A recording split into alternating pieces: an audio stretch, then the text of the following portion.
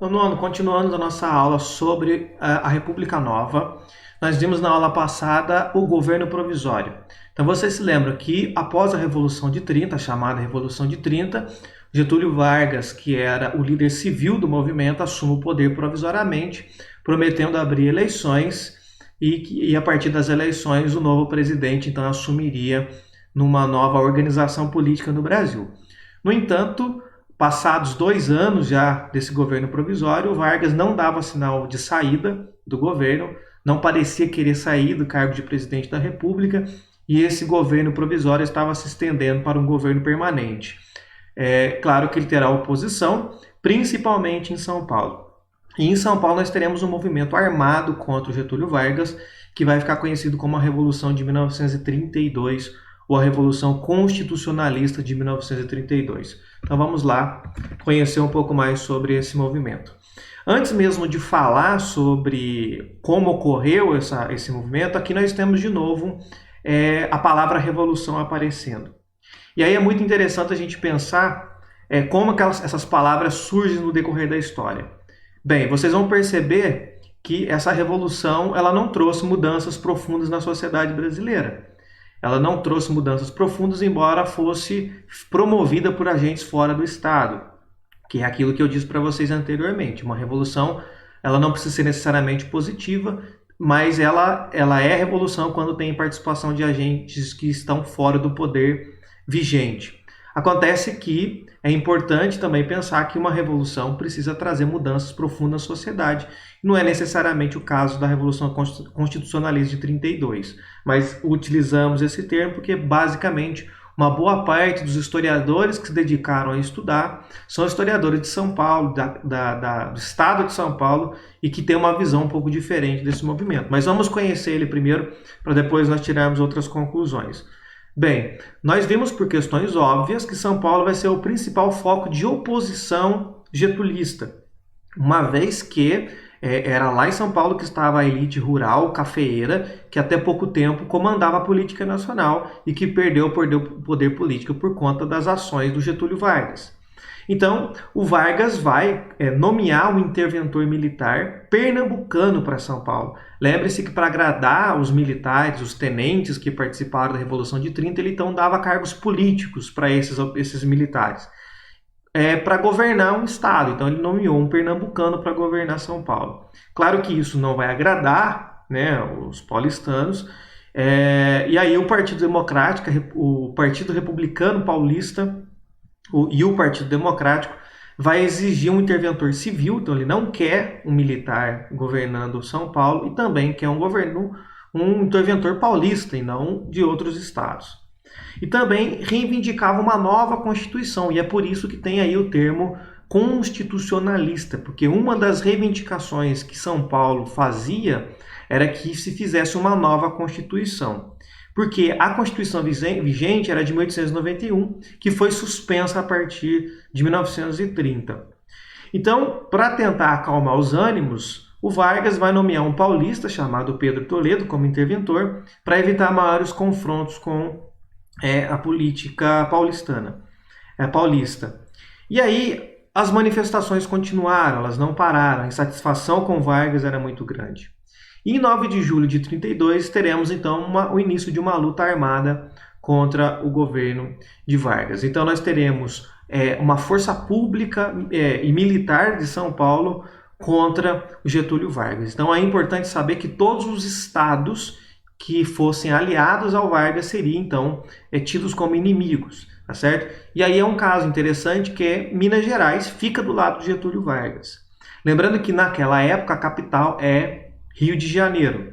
Então, para que os paulistas conseguissem tirar Vargas do poder, era necessário pegar essas tropas e ir até o Rio de Janeiro para poder destituir o Vargas. Para isso era preciso passar também por Minas Gerais. E aí nós teremos um conflito entre Minas e São Paulo em 1932, tendo um dos principais conflitos aqui em Pouso Alegre. Então, em Pouso Alegre nós tivemos, como aqui tem o quartel do Exército Brasileiro, na época chamado de 8º RAM, 8º Regimento de Artilharia Montada. Então, lá onde hoje é o bairro do São João, eles colocaram peças de artilharia, as tropas de São Paulo viriam por uma linha de trem que passava ali nos fundos do quartel e passava na estrada que vem de Borda da Mata, aí vai passar bem ao lado ali do bairro do São João, que naquela época era chamado de bairro da Vendinha. Então posicionaram as peças de artilharia lá no alto do São João para poder atirar embaixo e não deixar o trem passar e não passar por Pouso Alegre, porque com isso eles não conseguiriam chegar ao Rio de Janeiro. E aqui ficaram 24 horas praticamente, mais de um dia, posicionados e dando tiro, fazendo troca de tiros, e conseguiram segurar o avanço dos paulistas em direção ao Rio de Janeiro. Então é interessante pensar que esse conflito entre Minas e São Paulo ocorreu aqui na nossa região. Lembrando que naquela época Congonhal pertencia a Pouso Alegre. E um detalhe interessante é que quem governava Pouso Alegre, fazia o papel de prefeito, na época não existia ainda essa função de prefeito. Então, o presidente da Câmara dos Vereadores administrava a cidade, naquela época era o Eduardo Amaral, e ele, adivinha para onde que ele fugiu do bombardeio? Ele fugiu para Congonhal. Tinha uma fazenda em Congonhal, ele foge para Congonhal, se esconde em Congonhal até que se passasse todo esse processo. Bem, e aí tem uma outra coisa importante. Veja, nós temos brasileiros lutando contra brasileiros. Isso é um conflito armado. Que nome que nós damos para um conflito armado, uma guerra entre pessoas da mesma nação? Isso é uma guerra civil.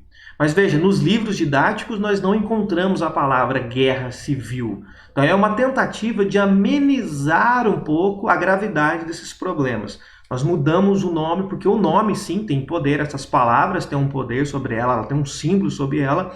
Então, acho muito mais interessante e atrativo colocar como uma revolução de 1932 do que uma guerra civil de 1932. Tratando-se de termos, o termo mais adequado seria a Guerra Civil de 1932. Em outras palavras, há menos de 100 anos atrás nós tivemos uma guerra civil que inclusive atingiu a região que nós moramos. Então, como estava basicamente São Paulo contra o resto, os paulistas precisavam de tropa. E aí chamava pela população paulista para ser voluntária nessa força militar de São Paulo. E um exemplo é tentar atrair a população negra, que naquela ocasião, em 1932, estava liberta da escravidão, liberta entre aspas, claro, apenas 44 anos. E neste momento ela compunha a classe operária. Então, a maior parte dos negros nesse momento eram trabalhadores das fábricas. Então o que o Vargas fez para atrair a população e não deixar com que a população negra lutasse com os paulistas? Começou a prometer direitos aos trabalhadores, fazendo promessas que iria beneficiar a classe trabalhadora. Por quê? Porque como ele sabia que a população negra era muito presente na classe trabalhadora, ele conseguiria atrair para o seu lado essa classe trabalhadora, conseguiria atrair para o seu lado essa população negra. Mas não funcionou. Os negros lutaram por São Paulo contra Vargas. Chegaram a lutar então 10 mil negros por São Paulo, formando a chamada Legião Negra, sendo 2 mil deles filiados à Frente Negra Brasileira. Certo? Movimentos negros no Brasil, gente, é bastante antigo.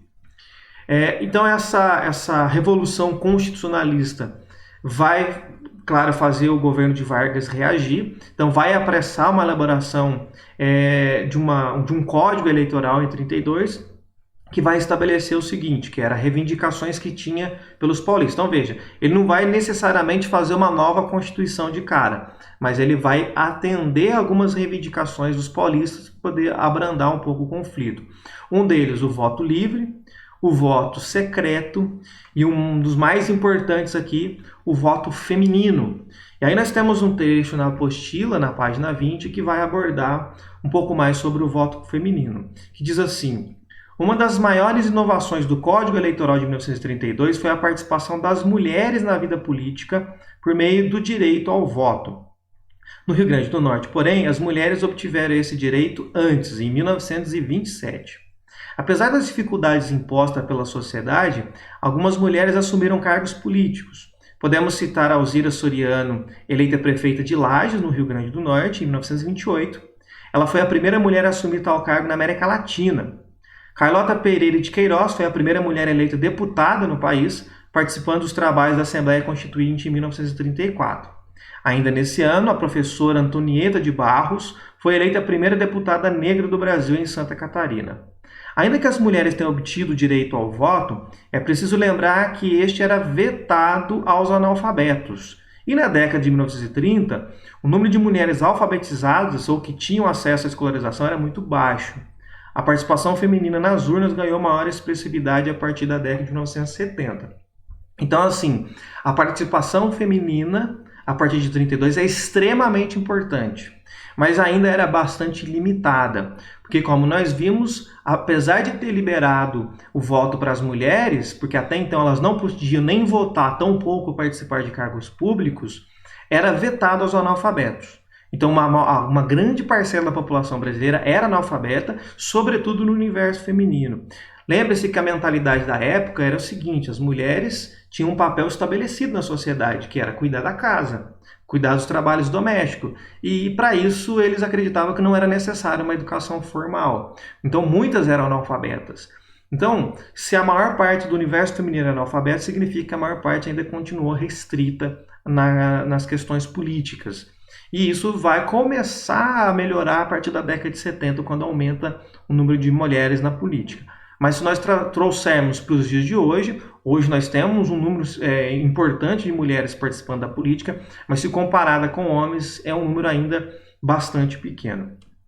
Bem, aí nós terminamos esta aula sobre a Revolução de 1932, e aí vocês então podem tirar as conclusões. Não foi um movimento que trouxe mudanças tão profundas na sociedade. Claro que as consequências do movimento trouxe como o voto de 32, mas que não foram os paulistas que fizeram sim o governo de Vargas, que adotou para poder acalmar um pouco os ânimos em São Paulo. Mas vocês perceberam que o movimento tratou-se de uma guerra civil, tá certo? Uma guerra civil porque era brasileiros lutando contra brasileiros, e essa guerra civil basicamente aconteceu no lugar que nós moramos. E vejam, nós tivemos uma guerra civil na nossa região e praticamente não temos nada que faz referência a esse evento histórico tão importante nesta localidade. Não temos um memorial. Aqui em Pouso Alegre tinha um memorial da Revolução de 32 no São João, mas algo extremamente simples, insignificante e pouco falado, tá certo? Mais uma vez a gente seleciona a história oficial do Brasil, selecionando alguns pontos que eles querem que fiquem esquecidos e outros que querem que fiquem ressaltados. Nesse caso, nós aqui damos pouca importância para esse movimento.